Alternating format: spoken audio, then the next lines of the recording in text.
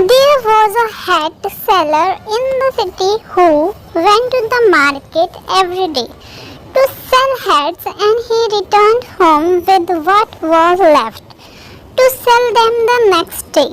One day after he sold some hats, he passed by a forest on his home. The weather was hot and he was executed. He decided to sit under a big tree to rest in the shade for a while and quickly fell asleep. There were a lot of monkeys on the top of the big tree. They saw the hat seller sleeping under the tree and wearing a hat. They took the opportunity and took the hats from his bag and put them on, then climbed the tree again.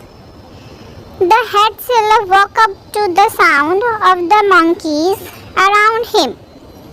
He was shocked when he saw his bag was empty.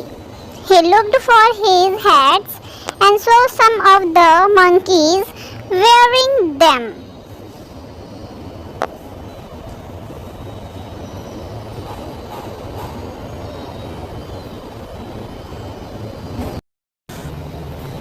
The hat seller tried to think of a way to get his hats back.